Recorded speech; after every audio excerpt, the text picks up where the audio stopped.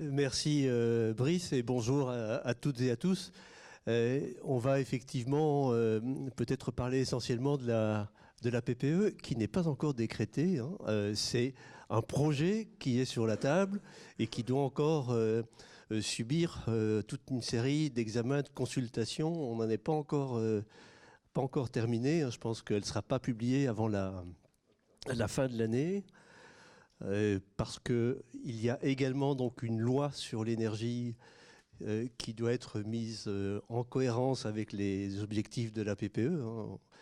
Et il faut donc d'abord que cette loi soit promulguée avant qu'on puisse publier le décret PPE. Alors je vais peut-être vous rappeler rapidement quels sont les objectifs, en tout cas en ce qui concerne les renouvelables, les grands objectifs de la loi, hein. Donc il y a la diminution de la consommation, qui elle aussi va être un peu modifiée dans le projet de loi qui doit encore être voté. Je pense que ça va être de l'ordre de 20% de diminution de la consommation d'énergie de façon globale et avec une diminution plus forte sur les combustibles fossiles. De mémoire, ce qu'il y a dans le projet de PPE, c'est 33% de diminution en 2028. Concernant les renouvelables, donc les objectifs, c'est un objectif global de 32% sur l'ensemble des usages de l'énergie, donc chaleur, électricité, transport et nouveauté, le gaz, hein, qui était vraiment une des nouveautés de la loi de transition énergétique, des objectifs qui concernent le gaz. Alors ces 32%, on est aujourd'hui à environ 17%. Donc on a 12 ans pour pratiquement doubler la contribution des renouvelables au mix énergétique, sachant qu'on est sur une tendance qui n'est pas alignée avec cet objectif de 32%. Donc on était à 9% au moment des lois Grenelle. Donc on a quand même franchi un certain seuil, mais on n'est pas sur une tendance pour arriver à ces 32%. Donc il faut accélérer. Et donc dans la loi, l'objectif global donc, de 32%, il a été décliné par usage de l'énergie. Et c'est aussi une des avancées de la loi. On reconnaît qu'il n'y a pas que l'électricité dans la vie, hein, et notamment qui a un objectif sur la chaleur. La chaleur, c'est presque 50% de notre consommation d'énergie finale. Et aujourd'hui, les renouvelables ne représentent que 20% de la consommation de chaleur.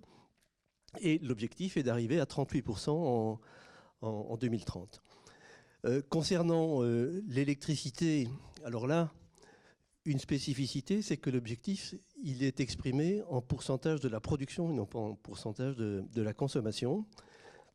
Et l'objectif est d'arriver à 40% en 2030, sachant que lorsqu'on l'exprime en pourcentage de la production, on doit être aujourd'hui aux alentours de 18%. Ça varie d'une année sur l'autre, suivant les résultats de l'hydroélectricité, qui est très sensible à la pluviométrie. Donc 18, il faut passer à 40. Pour le gaz, c'est encore plus frappant. Donc c'est vraiment une nouveauté, hein, de la loi de transition énergétique. L'injection de biométhane ou de gaz renouvelable, parce qu'il n'y a pas que le biométhane, mais de gaz renouvelable dans le réseau, aujourd'hui, ça représente 1 TWh sur les 400 TWh de consommation de gaz. Donc c'est vraiment pas grand-chose. Et l'objectif est d'arriver à 10% en 2030, sachant que la consommation de gaz devrait diminuer d'ici là. Les 10%, ça devrait représenter à peu près 30 TWh. Aujourd'hui, on est à 1 TWh, mais on va y venir, on a dans les tuyaux, c'est vraiment des projets pour largement atteindre ces 10% en 2030. Et puis finalement, autre secteur qui est très émetteur de gaz à effet de serre, c'est le secteur des transports. dans lequel l'objectif est fixé donc à 15% en 2030.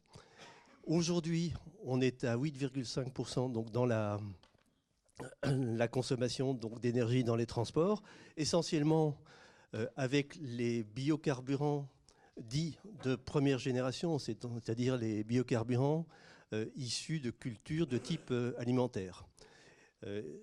C'est un peu plus de 7% donc de biocarburants de première génération, sachant qu'on ne pourra pas aller plus loin sur ce type de biocarburants. Il y a à peu près 1% qui est de l'électricité renouvelable, donc qui alimente directement la SNCF, mais qui ne sont pas comptabilisés dans l'électricité renouvelable. Et donc les progrès que l'on pourra faire sur les biocarburants, enfin sur les transports, ce sera au moyen de ce qu'on appelle les biocarburants avancés, c'est-à-dire qui sont issus d'autres ressources que les cultures alimentaires, les déchets, les ressources lignocellulosiques, peut-être des algues, on ne sait jamais. Et donc voilà, c'est de cela que dépendra donc la réalisation de cet objectif de 15%, qui est finalement aussi très ambitieux. Alors, si j'en reviens maintenant à la PPE, ce qu'on peut considérer aujourd'hui, quand on fait un bilan un peu global vu par nous de la PPE, c'est la première considération, je l'ai déjà dit, c'est qu'on prend en compte vraiment de façon sérieuse la question de la chaleur renouvelable. Et sur cette question de la chaleur renouvelable, donc on a vu qu'on a beaucoup d'avancées à faire. On a aujourd'hui un certain nombre d'inquiétudes, hein, parce que il y a d'abord un progrès qui a été fait avec l'augmentation du budget du Fonds Chaleur de l'ADEME, qui est un outil extrêmement performant. Hein.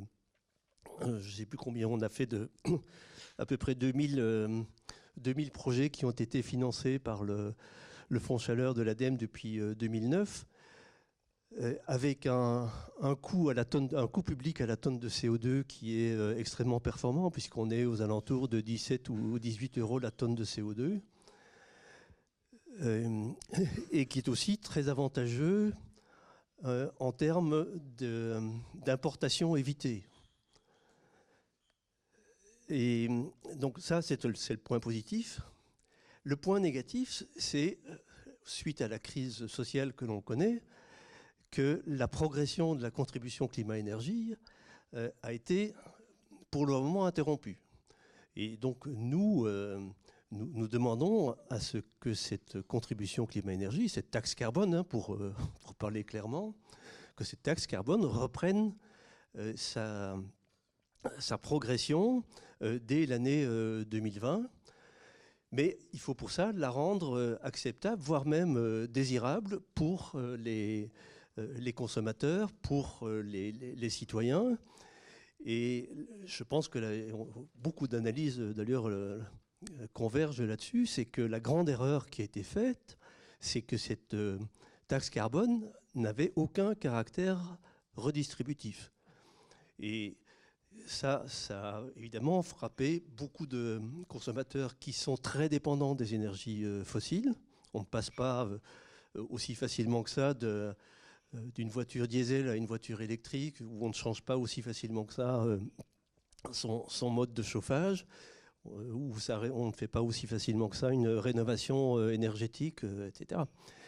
Donc il faut redistribuer, donc, à mon sens, la totalité des recettes de cette contribution climat-énergie et la focaliser donc ces recettes sur, d'une part, les consommateurs qui sont le plus impactés par les consommations d'énergie fossile, que ce soit pour les transports ou pour le chauffage de l'habitation, et d'autre part, vers les collectivités dont la loi veut qu'elles assument un rôle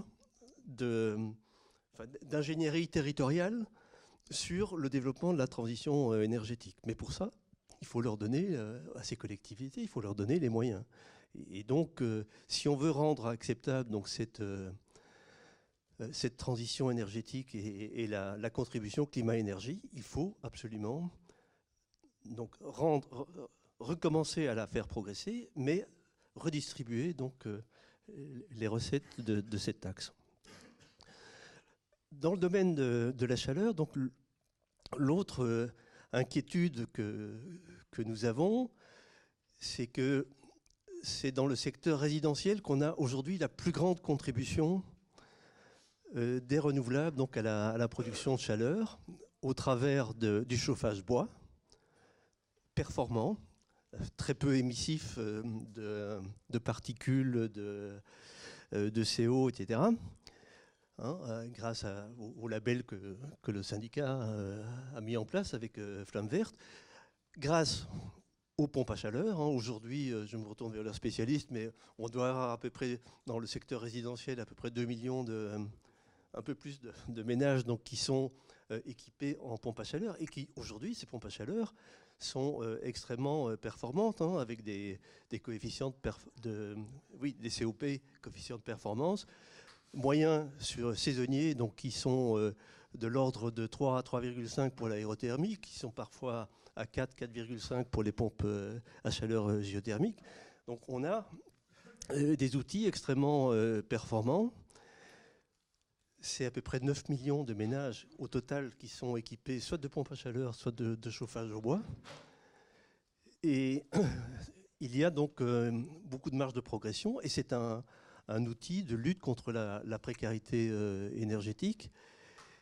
Et le développement, il repose sur un instrument qui est le CITE, donc le crédit d'impôt pour la transition énergétique, qui va subir ou recevoir une réforme pour l'année 2020, donc où on va aller vers une forfaitisation de la prime qui ne sera plus donc un crédit d'impôt en pourcentage de l'investissement, mais une prime.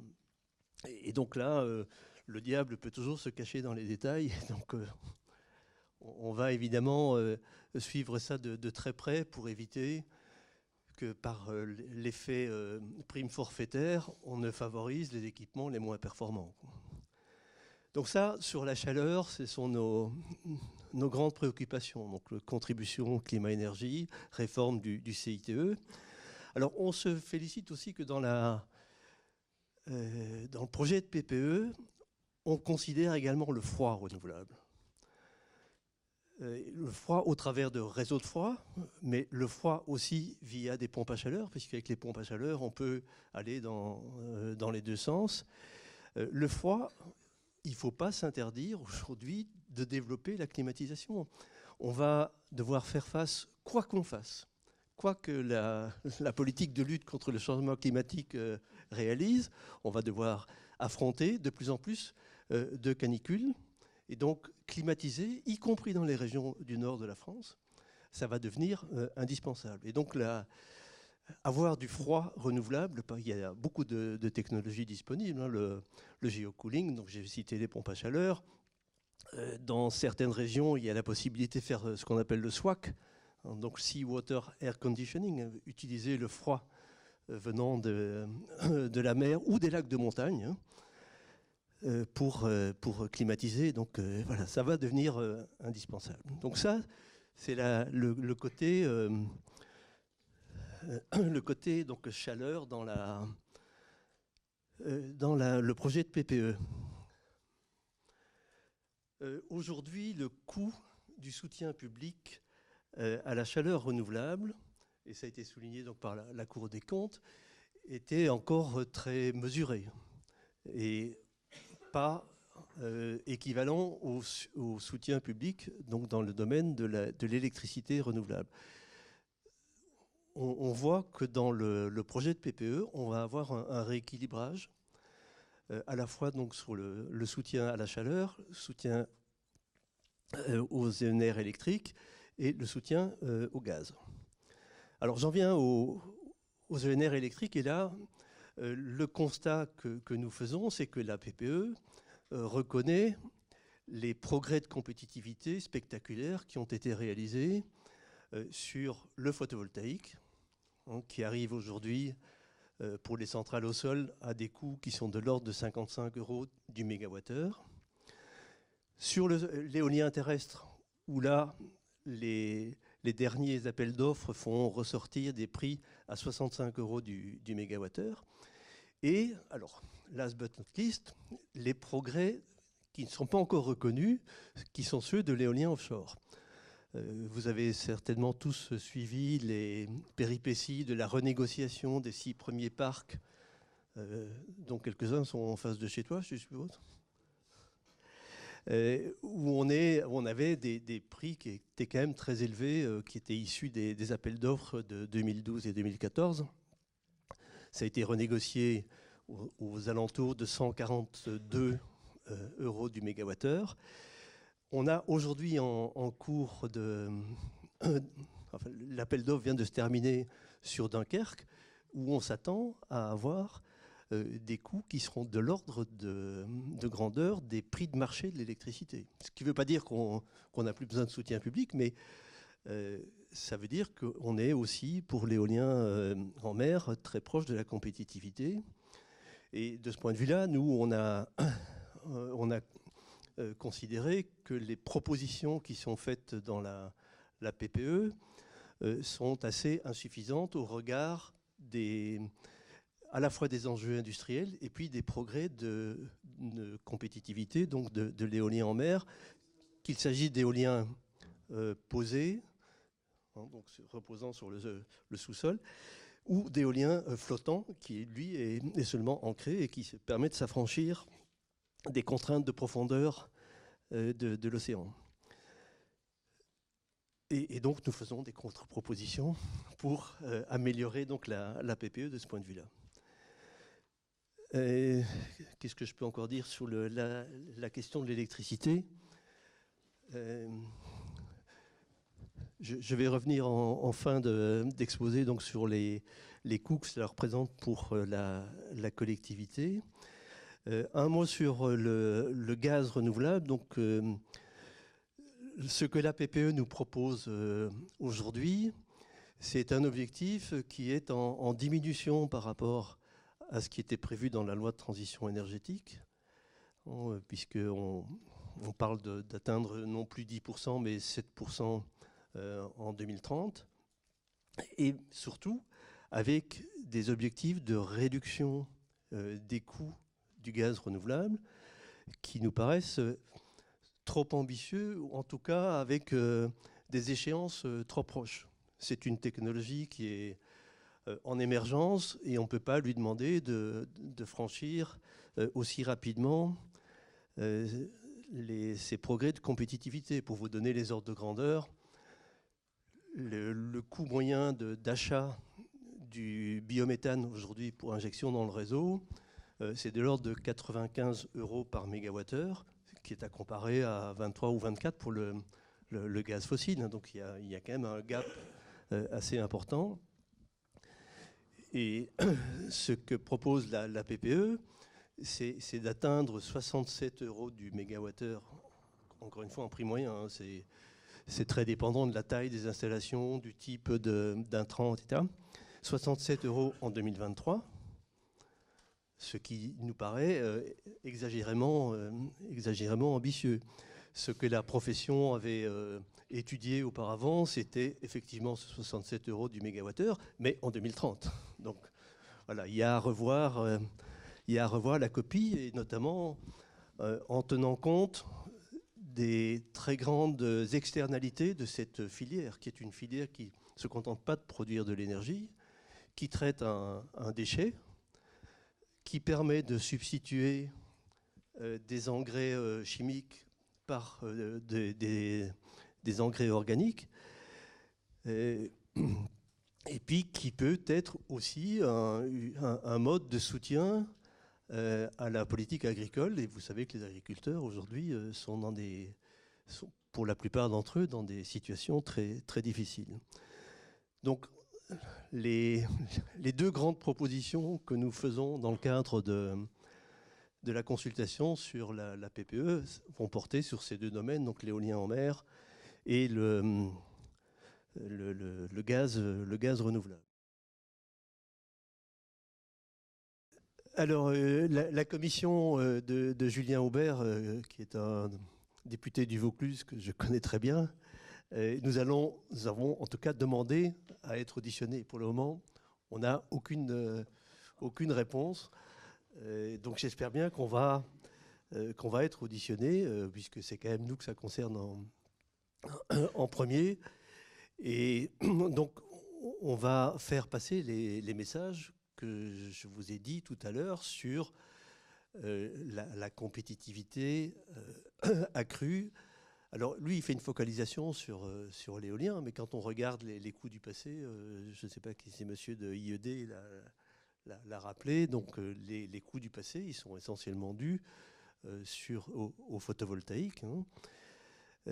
Mais encore une fois, c'est des coûts du passé et on ne peut pas y revenir.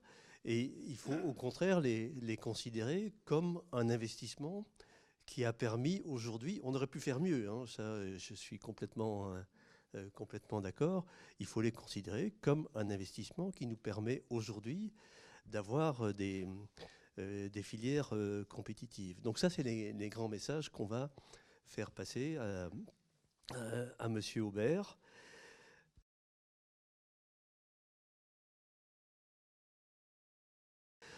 Sur les aides, qu'il s'agisse de pompes à chaleur ou de chauffage au bois, avoir des aides qui sont calibrées en CO2 plutôt qu'en part d'énergie renouvelable. Je pense qu'on peut essayer d'avoir un mix des deux parce que le développement des énergies renouvelables, c'est effectivement des gains en CO2, mais c'est aussi du fait que ce sont des énergies renouvelables, des gains en termes d'indépendance énergétique, des gains en termes de développement économique, industriel sur nos territoires. Donc je pense qu'avoir les deux critères, ça me semble essentiel.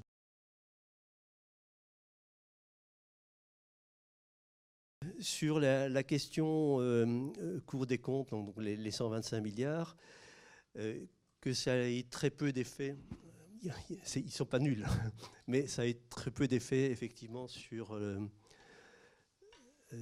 les émissions de gaz à effet de serre du système électrique français. Il y en a quand même quelques-unes. Hein. On a quand même diminué donc, le nombre de centrales fonctionnant avec des énergies fossiles ces dernières années. C'est en partie dû au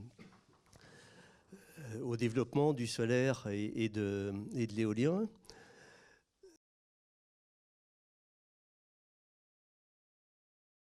Il va y avoir des impacts que l'on ne mesure pas encore très bien donc sur le coût des réseaux, mais je rappelle que les producteurs d'énergie renouvelable prennent déjà sur eux, au travers donc des quotes-parts sur le renforcement de réseau donc, qui sont prévus dans les schémas S3R-ENR, donc les schémas de réseau régionaux sur les énergies renouvelables.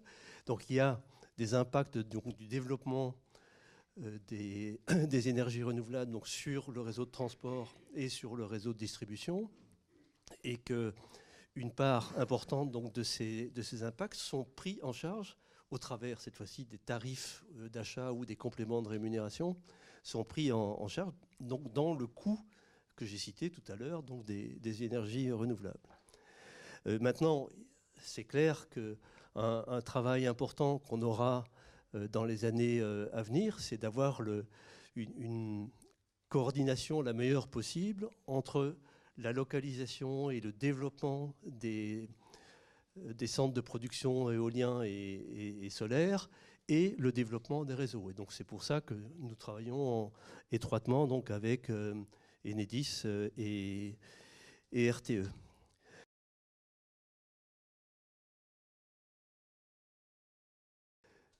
À partir du moment où on arrive à des coûts qui sont proches des coûts de marché, le soutien public dont on a besoin, c'est beaucoup plus un dérisquage qu'un soutien financier.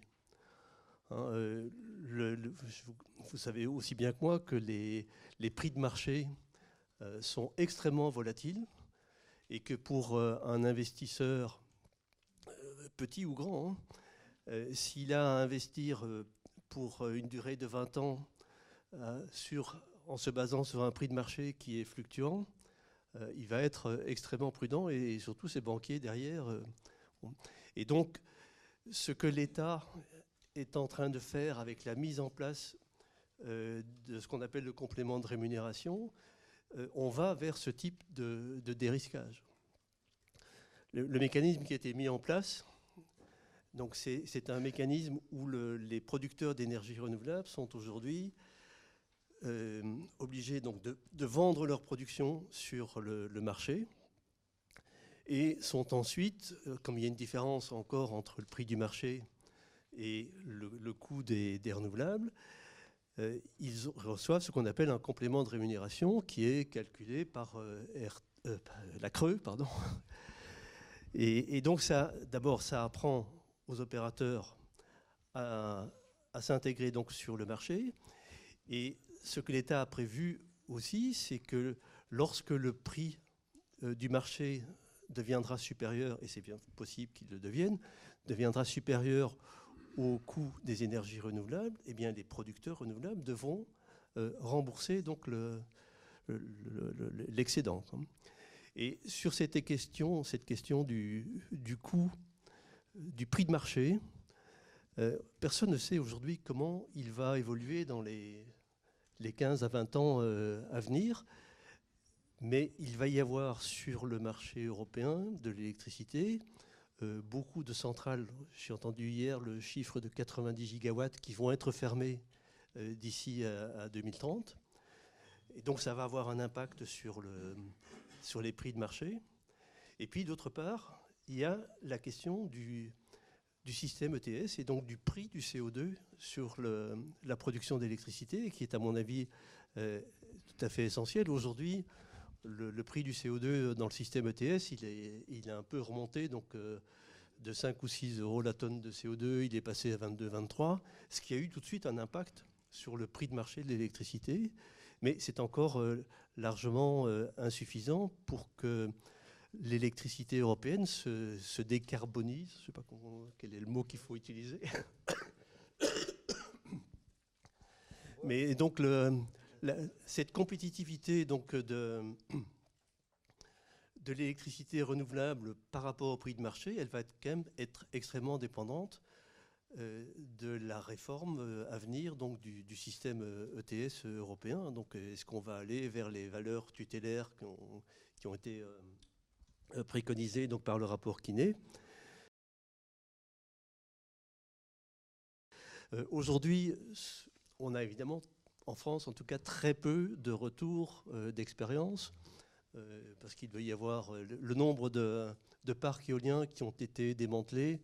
Je pense que ça se compte sur les doigts d'une main, voire ou plus les doigts de deux mains. Et donc, ce qu'on sait faire, hein, c'est démanteler, ça c'est sûr. Maintenant, dans les matériaux qui composent une éolienne, on est capable de récupérer, de recycler tout ce qui est métallique, câblage, etc. Et il se pose effectivement la question donc, du recyclage des pales, sur lesquelles, donc c'est un sujet sur lequel nous travaillons actuellement, et sur lesquels donc on est en train de développer une coopération avec l'industrie nautique, qui a exactement le même problème. Aujourd'hui, les quelques réutilisations de pales en matériaux composites, c'était d'alimenter des fours de cimenterie. Mais ce n'est pas le meilleur recyclage qu'on peut faire. Mais il y a donc des possibilités de réaliser donc un bien meilleur recyclage. Mais c'est une question qui est pendante, effectivement. Maintenant, pour revenir sur la complémentarité entre les renouvelables et le nucléaire, hein, je vous rappelle que l'objectif qui est dans la loi de ramener la part du nucléaire à 50%, alors c'était dans le gouvernement Hollande en 2025. Le gouvernement actuel va repousser donc cette échéance à 2035. Ce n'est pas pour des raisons de lutte contre le changement climatique que ces décisions sont prises. C'est pour des raisons autres sur lesquelles moi je n'ai pas à me prononcer. Et donc pour nous, les 50% de nucléaire, ce n'est pas un objectif, c'est une donnée d'entrée à notre développement. Il faut que cette diminution du nucléaire ne se traduise pas par une augmentation des émissions de gaz à effet de serre. Et donc, il faut que les énergies renouvelables soient le complément, comme le préconisait donc, Dominique Minière. Et ça, c'est quelque chose qui va devenir possible, à la fois avec les progrès que j'ai cités, donc de compétitivité, et puis aussi avec le système électrique français que nous avons, qui est quand même très spécifique. On a une énergie renouvelable dont on parle peu, mais qui est absolument essentielle, qui est l'hydroélectricité, et qui est, on parlait de backup là tout à l'heure, qui est le meilleur backup qui soit. Et quand on regarde aujourd'hui le projet de PPE, on se rend compte, si on fait confiance à RTE et au ministère, qu'avec l'hydroélectricité telle qu'elle existe aujourd'hui et qu'il faut maintenir, on a le backup suffisant pour assurer la variabilité, je ne parle pas d'intermittence, moi, la variabilité à la fois des consommations et la variabilité donc des renouvelables électriques, éoliens et solaires. Au-delà de 2028, il est clair qu'il faudra développer le stockage de l'électricité, et d'ailleurs ça figure également donc, dans le projet de PPE. Il faut pouvoir étudier la possibilité d'avoir des stations de transfert d'énergie par pompage, les STEP, pour pouvoir aller au-delà des 40% qui sont prévus pour l'horizon 2030. Il faudra probablement aussi tenir compte des progrès très importants qui sont observés aujourd'hui sur le stockage par batterie et qui va permettre du stockage beaucoup plus décentralisé que ne le sont les STEP. Alors, la durée de vie des contrats d'abord. Les premiers contrats qui ont été passés donc, étaient des contrats de 15 ans. Et en 15 ans, la technologie de l'éolien a beaucoup évolué. Il y a 15 ans, les éoliennes faisaient de l'ordre de 800 kW. Aujourd'hui, les éoliennes qu'on implante en zone terrestre sont des éoliennes de l'ordre de 3 MW. Donc quand on arrive en fin de contrat, donc après 15 ans, la question pour l'exploitant, c'est est-ce que je continue à faire tourner mes éoliennes parce qu'elles peuvent encore fonctionner, ou bien est-ce que je les remplace par des éoliennes de plus grande taille, des éoliennes plus productives. Et voilà, c'est aujourd'hui la question qui se pose. Les quelques parcs, parce que les premiers contrats d'obligation d'achat ont été passés vers 2003-2004. Les premiers contrats arrivent à échéance maintenant. Et il y a certains parcs qui continuent à fonctionner tels que vous avez peut-être vu hier dans la presse qu'un parc exploité par Eurowatt, qui est un nom des exploitants d'éolien, a passé via un agrégateur, a passé ce qu'on appelle un PPA avec le distributeur de la chaîne de distribution Métro, parce que donc son contrat était arrivé à échéance, et donc maintenant, il va pouvoir vendre son électricité sur le marché à des coûts bien inférieurs à ceux des tarifs d'achat. Alors la durée de vie, elle est donc probablement d'au moins 20 ans, hein, puisque maintenant les contrats sont passés sur 20 ans. Alors parfois il y a des grosses réparations à faire, mais ça fait partie donc des coûts d'exploitation de toute installation industrielle.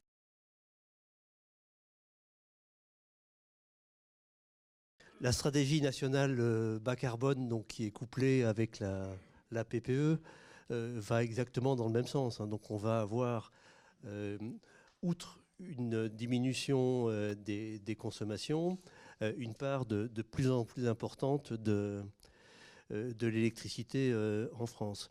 Alors la question, c'était celle de la taxe sur l'électricité. Est-ce qu'il faut qu'elle soit prise en compte par le contribuable plutôt que par le consommateur? Moi, j'ai tendance à penser que l'effet est complètement différent quand c'est pris en charge par le contribuable. Il n'y a pas de signal prix qui est donné. Et donc, le comportement du consommateur, il va être complètement différent si les 30% en question sont pris en charge par le contribuable. Ça ne va pas être très apparent dans son comportement. Et par ailleurs, quand on regarde la taxation de l'énergie en France, sur les autres types d'énergie, la taxation qui est beaucoup plus importante sur les combustibles fossiles, notamment pour l'essence et le diesel, c'est un ordre de grandeur de différence, hein. C'est bien pris en charge par le consommateur.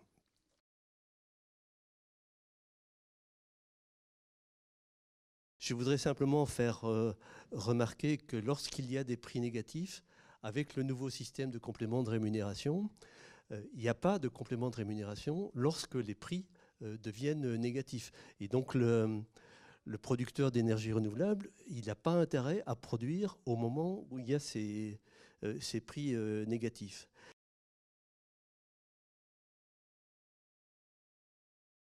Nous avons effectivement constaté une légère augmentation sur lesquelles il y a beaucoup d'explications. Il faut d'abord remarquer que si on fait des appels d'offres plutôt que d'avoir des tarifs fixes en guichet, c'est pour avoir un instrument qui soit un instrument de type commercial. Et un instrument de type commercial, ça peut avoir des effets de diminution des prix, mais aussi des effets d'augmentation. Et donc ça, l'État doit pouvoir l'accepter. Maintenant, est-ce qu'il y a une tendance de fond donc, sur une augmentation des prix du solaire? La réponse est non. En tout cas, pas sur les prix du matériel. Maintenant, il peut y avoir de façon assez conjoncturelle des augmentations sur d'autres composantes du prix d'une installation solaire. Je pense notamment au foncier, hein, sur lequel il peut y avoir des spéculations.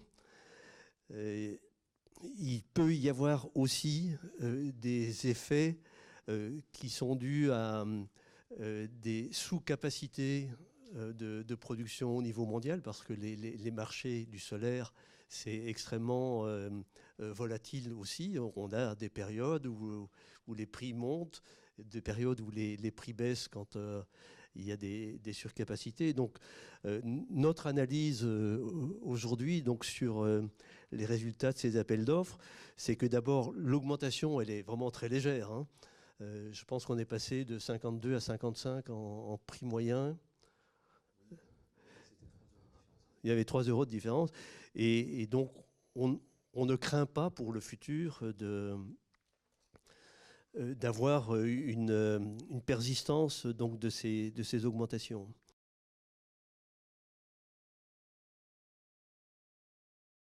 Je pense que ce n'est possible que si on conserve la même taille d'éolienne. Si on construit une éolienne qui est 2 fois plus grande, il faut une autre fondation.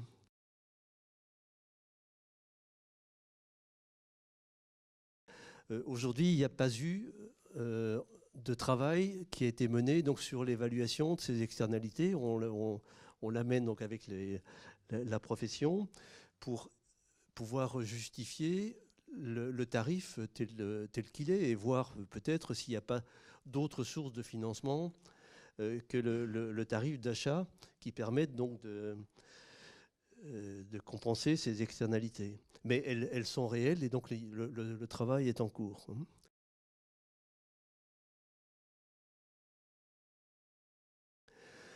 Stockage de l'électricité avec le power to gas, c'est intellectuellement très intéressant. Maintenant, est-ce qu'on arrivera un jour à avoir une rentabilité réelle de la transformation de l'électricité excédentaire en hydrogène et en gaz de synthèse? La question est ouverte et moi je ne pourrais pas y répondre. Ce que je peux dire aujourd'hui, c'est que produire de l'hydrogène par électrolyse, donc à partir d'électricité, ça n'a de rentabilité que si on le fait sur toute l'année, de façon continue. Si c'est pour stocker des excédents de production à certains moments dans l'année, ben, on a un fonctionnement qui est très réduit. Donc, je ne vais pas dire que c'est sans espoir, mais aujourd'hui, en tout cas, on n'est pas capable de le faire. Et par ailleurs, j'ai regardé l'étude que l'ADEME a menée donc, sur un système électrique français 100% renouvelable. Et on se rend compte dans cette étude que faire du stockage sur du long terme, hein, donc il n'y a que le power to gas qui peut le faire du stockage sur du long terme, ce n'est nécessaire dans un système électrique que si l'on atteint 80% d'énergie renouvelable. Donc, ce qui nous amène à des échéances extrêmement lointaines. Donc, la production d'hydrogène à partir d'électricité renouvelable, je ne pense pas que ce soit une solution de court ou de moyen terme, en tout cas en France. Ça peut être complètement différent dans d'autres pays où on pourrait produire de l'électricité à 2 ou 3 centimes le kilowattheure. C'est possible dans des zones désertiques en solaire ou des zones très ventées. Mais après, qu'est-ce qu'on fait de cet hydrogène, quoi? La question se pose.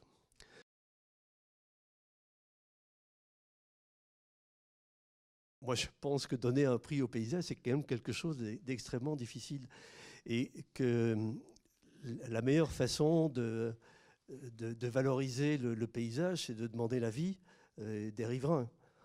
Et contrairement à une opinion largement répandue, l'éolien est bien perçu par les riverains dans la grande majorité des cas. Alors, je ne veux pas dire que c'est universel, mais nous avons, réalisé, il y a maintenant 3 ans, des études d'opinion autour de parcs éoliens et l'acceptabilité au niveau paysage, hein, esthétique de l'éolien, elle est meilleure parmi les riverains d'éoliennes que la moyenne de la population française.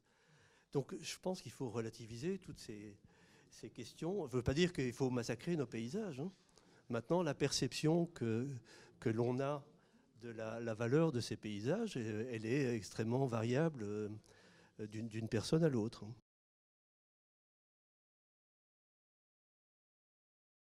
Comment expliquer aux consommateurs?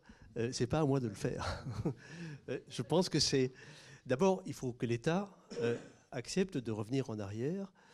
La contribution climat-énergie, jusqu'à aujourd'hui, elle a été conçue pour renflouer les caisses de l'État et pas autre chose, hein.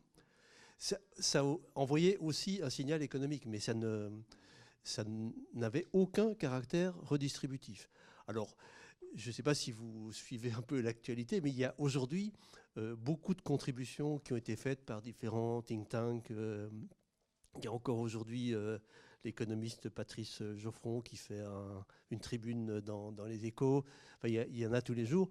Et cette idée donc, de redistribuer donc, la contribution climat-énergie, elle est en train de faire, de faire son chemin. Mais effectivement, il faudra expliquer aux consommateurs, il faudra avoir une grande transparence sur l'utilisation de ces recettes. Aujourd'hui, on parle beaucoup du chèque énergie suite à l'effet gilet jaune, donc on a amplifié, qu'on distribue à peu près 6 millions de consommateurs. Pour moi, ça ne résout rien à la crise écologique et à la transition énergétique. Ça aide juste les consommateurs à payer leurs factures et ça ne les délivre pas de leur dépendance à leur consommation d'énergie. Le chèque énergie, pour moi, il devrait servir essentiellement à apporter un complément supplémentaire à la transformation de leur logement ou à l'achat d'un véhicule plus performant, etc.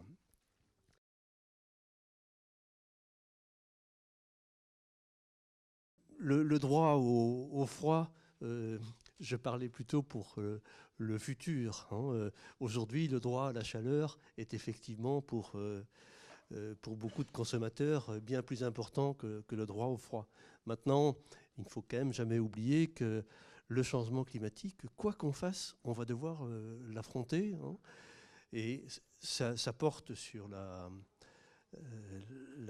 climatisation, mais ça porte aussi sur des tas d'autres aspects.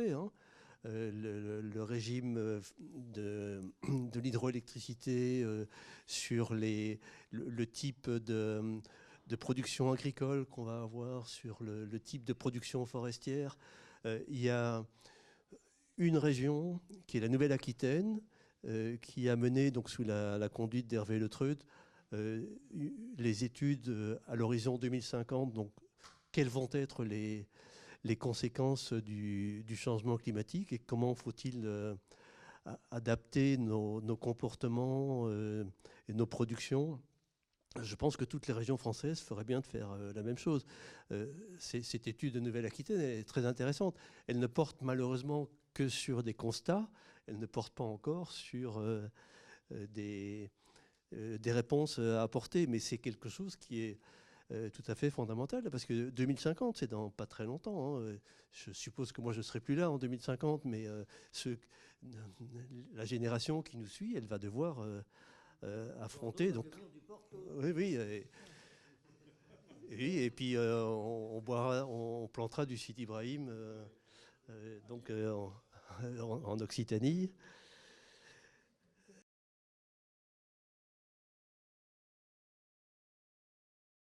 Je pense qu'en France, on a surtout fait beaucoup d'études. Je ne sais pas si on a fait beaucoup de réalisations. Mais moi, la seule chose que je peux vous dire, moi, c'est pas notre cœur de métier au syndicat, mais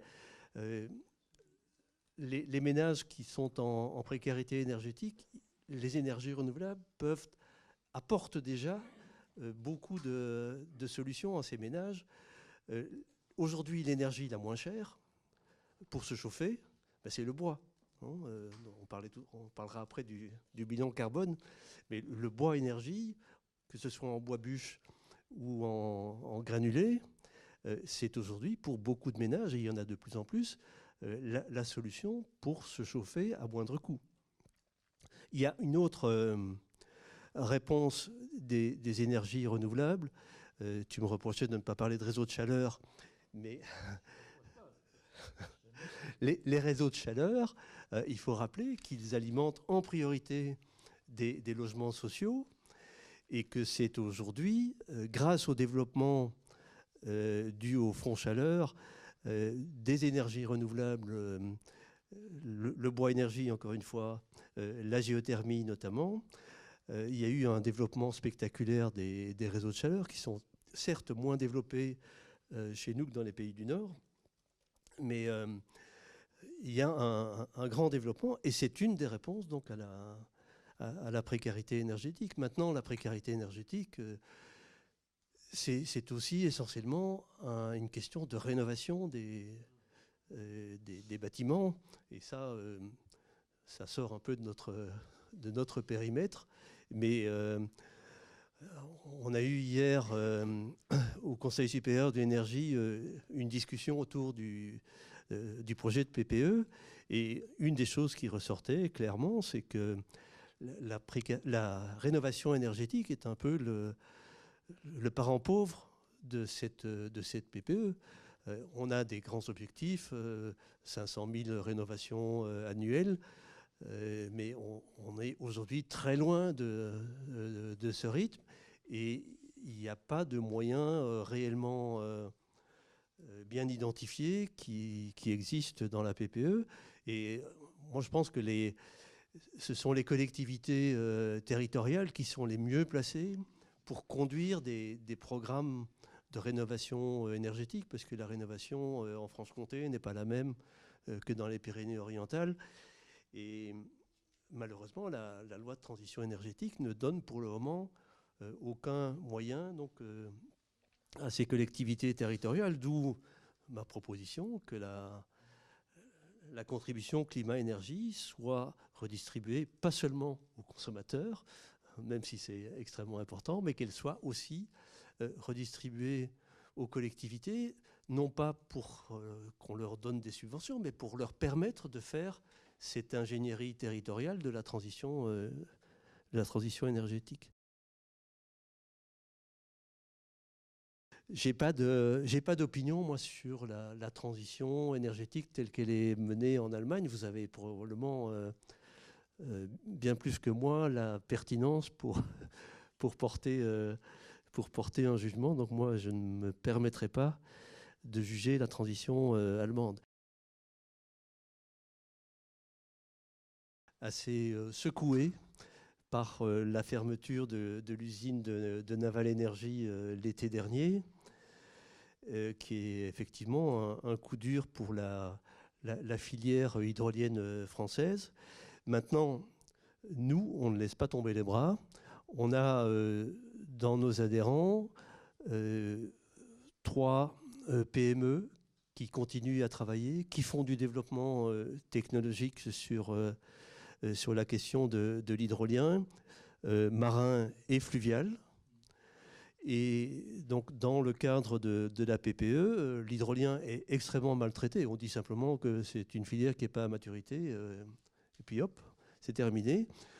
Ce que nous demandons, nous, c'est que l'on puisse reprendre ce qui avait été lancé puis abandonné. C'est la création donc, de fermes pilotes, notamment dans le Raz Blanchard, enfin, là où il y a du bon courant, ou des fermes pilotes en hydrolien fluvial. Ça, il va y en avoir. Il y en a déjà une dans le Rhône, il va y en avoir une deuxième dans le courant de cette année. Mais que la profession puisse, au travers de ces PME, puisse continuer sa progression, et sa progression à la fois technologique et économique, et que dans la deuxième période de la PPE, sur la base des résultats de ces fermes pilotes, qu'on puisse à ce moment-là inscrire des objectifs en termes de puissance installée sur la base d'appels d'offres de type commerciaux. Donc nous, on ne laisse pas tomber, et on l'a dit très clairement hier donc, en Conseil supérieur de l'énergie.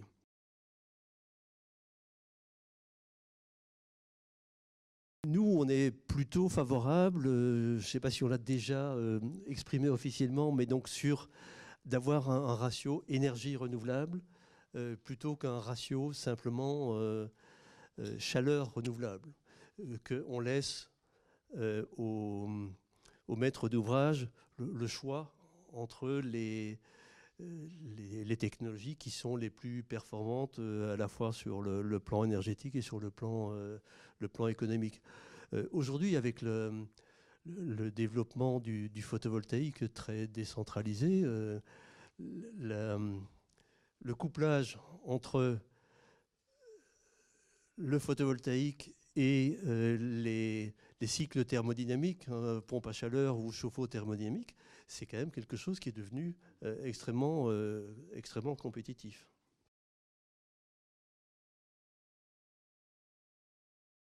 Effectivement, on peut toujours se poser la question, est-ce qu'il ne vaut pas mieux laisser le bois en forêt et ne pas l'exploiter, laisser la forêt croître? Il y a différentes études, hein. Si le bois que l'on collecte vient du nord du Canada, où le cycle est extrêmement long, je pense que clairement, le résultat sera négatif. Maintenant, si on exploite de façon locale et en privilégiant le bois en tant que matériau, le bois pour l'industrie, le bois pour la construction, et qu'on utilise pour l'énergie que les coproduits, et en veillant à laisser sur place un certain nombre de composants, donc sur le menu bois, sur le feuillage, etc., pour assurer un retour au sol, je pense qu'on va arriver à un bilan carbone qui sera plutôt positif. Maintenant, des études qui démontrent une chose et puis le lendemain d'autres études qui démontrent autre chose, on en a malheureusement beaucoup connu.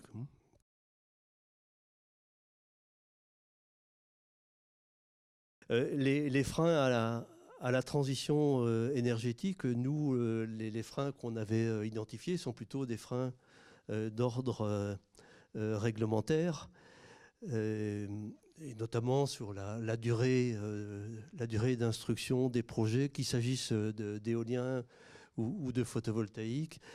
Je pense que là-dessus, il y a beaucoup de... C'est la contribution que nous avons faite. Hein. Qu'est-ce qu'on a dit d'autre?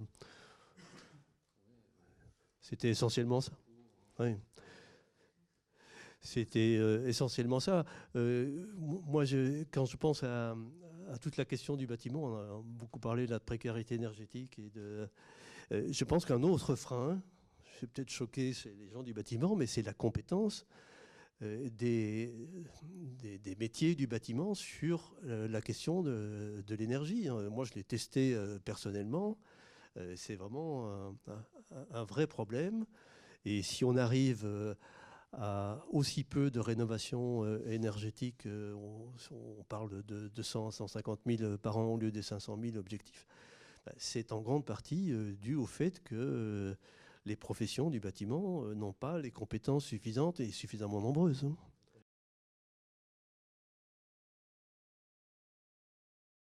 La question donc sur la puissance des éoliennes, donc elle augmente essentiellement par la taille, parce que depuis 15 ans, on est capable de faire des rotors de beaucoup plus grande dimension grâce au progrès réalisé donc sur les matériaux composites. Mais elle est également améliorée par l'optimisation de toute la transformation énergétique, par l'orientation des pales. Enfin, il y a toute une série de progrès technologiques qui ont été réalisés. Sur l'acceptabilité, il est clair que les riverains qui profitent financièrement des parcs ont forcément une meilleure appréhension donc, de ces parcs. Et c'est une des raisons qui a poussé l'État à favoriser donc, le financement participatif dans les appels d'offres pour que les retombées économiques locales ne soient pas uniquement de la location de terrain, mais qui est également donc des retombées via le financement de ces parcs. Il y a donc de plus en plus d'exemples de parcs qui sont financés par recours à l'emprunt auprès des riverains, avec des rendements qui sont de l'ordre de 4 ou 5% pour des emprunts d'une durée de 5 ans, ce qui est bien meilleur que ce qu'on peut avoir avec le livret A.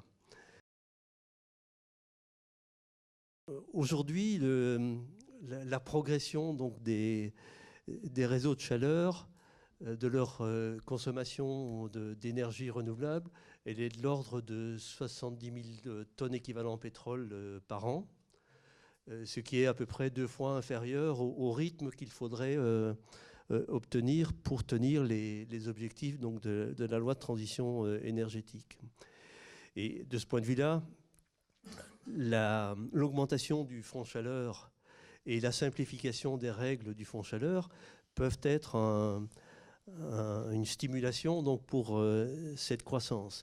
Néanmoins, je reviens sur une des premières choses que j'ai dites, c'est qu'on a, pour motiver les collectivités et les différents maîtres d'ouvrage donc à développer les réseaux de chaleur, on a besoin d'avoir une visibilité sur la contribution climat-énergie.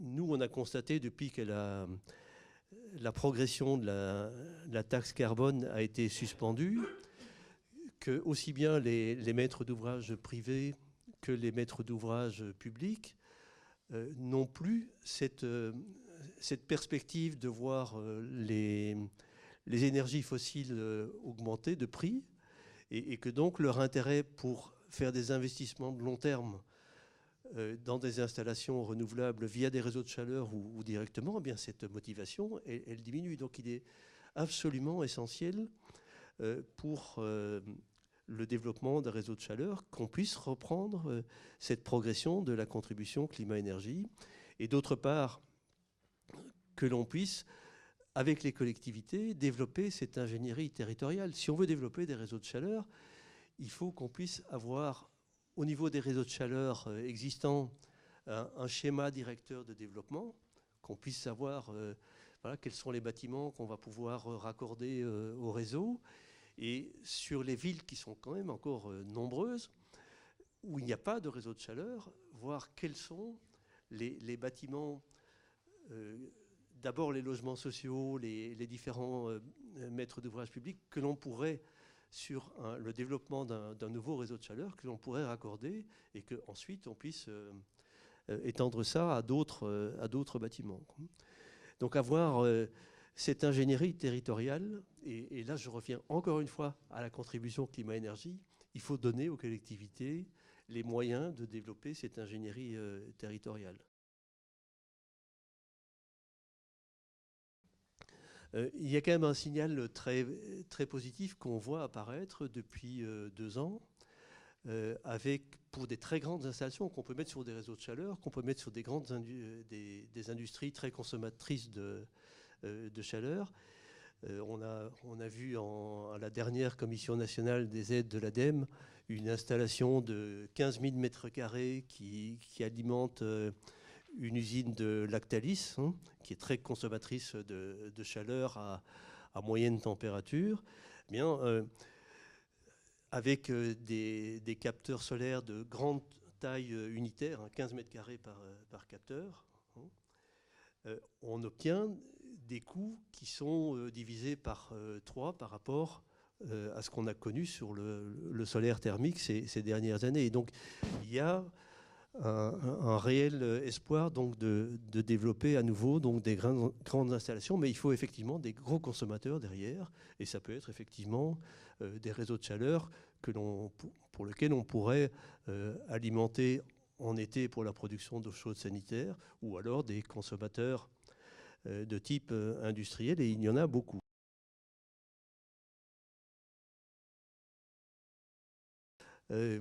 C'est des choses que nous réclamons depuis très longtemps. Malheureusement, on se heurte à l'esprit jacobin de l'administration française. Aujourd'hui, ce n'est pas à l'ordre du jour. Merci beaucoup Jean-Louis Ebal, merci de cet exposé. En plus, tu n'as rien caché, tu n'as rien éludé, tout ça c'est tout à fait passionnant. La seule chose, c'est que quand ensuite tu te réfugies derrière la politique, par moment tu la critiques en disant on demande ça, et par moment tu dis ah ben non, c'est la politique, donc moi j'obéis, donc ok. Enfin, moi c'est pas grave, c'est comme ça que ça se passe. Il y a beaucoup de choses. Alors si vous voulez, moi j'ai sur le paysage et tout ça, pour moi le paysage c'est très important. Pour moi le paysage, quand j'étais ministre, j'ai cherché à défendre le paysage, Et je me heurtais au fait que c'était le ministère de l'Agriculture qui avait l'espace rural et la forêt, et on n'a jamais pu le faire. Et j'ai commencé à introduire dans le permis de construire l'obligation de respecter le paysage. J'ai quitté le gouvernement, c'est Ségolène Royal qui a fait passer la loi, donc c'est grâce à elle. Mais bon, voilà, on avait commencé déjà. Donc pour moi, le paysage est très important parce que c'est une question d'identité aussi. Une question d'identité, on est fier, on est content. Et quand on demande aux gens ce qui les a le plus attristés dans leur vie, c'est la transformation du paysage de leur enfance, là où ils étaient, etc. Donc la question du paysage n'est pas du tout secondaire. Je pensais à ça parce que l'histoire des minarets, par exemple, ça m'a frappé en Suisse. On est d'accord pour les mosquées, mais pas pour les minarets. Ah bon, les minarets, parce qu'on n'est pas à Constantinople. Ici, on est en Suisse, etc. Et cette question du paysage, en France, c'est très important. Il y a des très, très beaux paysages en France. Souvent, il y a un architecte des bâtiments de France derrière. Et on critique les architectes des bâtiments de France, c'est régalien. Mais quand même, heureusement, il y a certaines vallées magnifiques. C'est parce qu'il y a un architecte des bâtiments de France derrière qui a classé l'endroit, etc. Donc, ne sous-estimons pas la question des paysages, mais je ne veux pas en parler à propos des éoliennes. De manière générale, c'est une question extrêmement importante et souvent sous-estimée. Les renouvelables, c'est un peu un rêve d'écologistes des années 70. C'était quand même ça au départ, un petit peu très largement. C'est-à-dire que les écologistes disent, je me souviens très bien de toutes ces discussions, c'était plutôt à l'occasion de la lutte contre le nucléaire d'ailleurs, mais il y a des énergies de flux qui arrivent naturellement à la surface de la Terre. Et il y a des énergies de stock et on est obligé d'aller chercher et de creuser l'écorce terrestre ou pour aller manger le stock. Et à un moment donné, on aura un problème de... Et puis ces énergies de stock, elles polluent en général beaucoup plus que les énergies de flux. C'était ça au départ. Alors ensuite, à l'époque, je suis sûr qu'on rêvait de 100% de renouvelables. Il y a encore des gens qui rêvent de 100% de renouvelables. Il y a quelques études par-ci, par-là que l'on voit. Mais chemin faisant, évidemment, on s'aperçoit que ce n'est pas si simple. Voilà, on s'aperçoit que tout a un prix. Il n'y a pas de repas gratuit en écologie. C'est pareil pour les renouvelables. Elles ont un prix. Et est-ce qu'on va vers 100% de renouvelables à terme? Tu ne l'as pas exclu parce que tu as dit ça nous reporte extrêmement loin. Hein, donc tu ne seras plus là, moi non plus. Donc on verra bien peut-être un jour, mais peut-être pas. Parce qu'il y a une autre manière de voir l'histoire de l'énergie. C'est celle de la densité énergétique. C'est-à-dire que toute l'histoire de l'énergie, c'est aller vers des sources d'énergie de plus en plus denses, qui prennent très peu de place et qui donnent beaucoup. Et donc, c'est, après tout, hein, le bœuf, l'hydraulique, le pétrole, très belle densité énergétique, le pétrole. C'est pas si simple à remplacer. Et puis ensuite, l'uranium et peut-être un jour la fusion. Alors là, avec très peu, il y a énormément d'énergie. Donc, il y a plusieurs manières de voir le chemin, si vous voulez. Mais pour un écologiste, l'énergie solaire est la plus belle. Alors je le dis nettement, c'est la plus belle parce qu'elle supprime la combustion. Ça arrive, il y a tout d'un coup un photon qui se transforme en électron, il n'y a rien de plus beau. C'est extraordinaire, c'est fabuleux. Même chose pour la chaleur solaire, etc. Et donc la combustion, je dis ça par exemple pour le bois. Bah oui, la combustion, c'est toujours sale. Voilà. Si un jour, dans l'histoire de l'énergie, on peut se passer de la combustion, on aura fait un énorme pas en avant, mais je ne suis pas sûr que ce soit possible. Peut-être le nucléaire y passera, moi je ne sais pas. ITER, imaginez, je ne sais pas, est-ce que ça va sortir ou pas? Bon, voilà. Donc maintenant, en termes politiques, on voit que ce n'est pas si simple. On voit qu'il faut du backup. Et les éoliennes de plus en plus grandes, elles vont jamais pouvoir concurrencer la densité énergétique du nucléaire ou même du pétrole. Donc, si vous voulez, est-ce que c'est la peine d'aller de plus en plus grand? Est-ce qu'il n'y a pas un moment donné où ça devient trop grand et ça devient une espèce de monstre technique? Moi, je ne sais pas. C'est une question que je pose. Parce que c'est vrai que tu me poses de chez moi, c'est vrai que les petites loupiottes qui vont être allumées toute la nuit sur le paysage de la mer qui avant où il n'y avait rien, donc ça va être un peu différent. Donc voilà. Donc maintenant, pour terminer sur la politique et sur la compétence, puisqu'on parlait de la compétence. Moi, ce qui me frappe quand même, c'est qu'on est en train de discuter de la nouvelle PPE. Il y en avait une avant. Ah, il y en a une, oui. Et pourquoi est-ce qu'on change tout le temps? Parce qu'on se trompe tout le temps. Ou parce qu'on n'y arrive pas à chaque fois. Et donc, le souci que nous avons ici, c'est qu'il y a une confusion d'objectifs. Il y a trop d'objectifs en même temps et on ne sait pas quel est le prioritaire. Nous pensons que l'objectif prioritaire, c'est de lutter contre le changement climatique. Et donc, c'est à ce moment-là, pour le dire, on sort du fossile parce à chaque fois, ça envoie du CO2. À ce moment-là, les autres priorités s'organisent derrière celle-là. Voilà. Il y a des gens qui disent, non, la priorité, c'est de mettre des renouvelables partout. Plus il y a de renouvelables, mieux c'est. Alors, plus il y a de renouvelables, mieux c'est. On entend souvent ça. C'est à chaque fois une surenchère européenne, on va en mettre plus, on va en mettre plus, ça ne peut pas faire de mal. Et on s'aperçoit aujourd'hui que ce n'est pas si simple, encore une fois, parce qu'il faut un backup, parce que c'est intermittent, parce que, etc., etc. Bon, et puis il y a aussi ceux qui disent « Ah non, non, il faut consommer moins ». Alors c'était 50% de réduction de la consommation d'énergie finale avec Mme Royal, maintenant on passe à 20%. Donc il y a des gens qui disent « Mais derrière ça, c'est la décroissance ou quoi ? Vous êtes pour la décroissance ? Dites-le carrément alors, parce que c'est un autre programme, etc. » En revanche, on est tous pour l'efficience, pour l'efficacité, etc. Donc c'est cette confusion des objectifs que nous, on essaye un petit peu de transformer pour qu'on soit bien clair, pour qu'on sache quelle est la priorité. Mais il y a une chose aussi que tu n'as pas dite, parce que tu ne peux pas tout dire. Ces énergies renouvelables, elles arrivent au moment où on a besoin d'énergie en Afrique, on a besoin d'énergie en Asie du Sud-Est. Et c'est vrai qu'aujourd'hui, l'électricité solaire en Afrique, c'est la moins chère. C'est ce qu'il y a de moins cher. Et elle arrive, il n'y a pas de réseau, donc ce n'est pas un problème. Donc comment on fait ? C'est une autre architecture complète. Et donc, la révolution des renouvelables et de la transition, c'est moins pour la France, 2% des émissions de gaz à effet de serre si je compte les importations, que pour toute l'Afrique qui a un tel besoin d'énergie aujourd'hui. Et donc voilà, donc, Jean-Louis, sauveur de l'humanité pour l'Afrique et autres, en France, ouais, d'accord.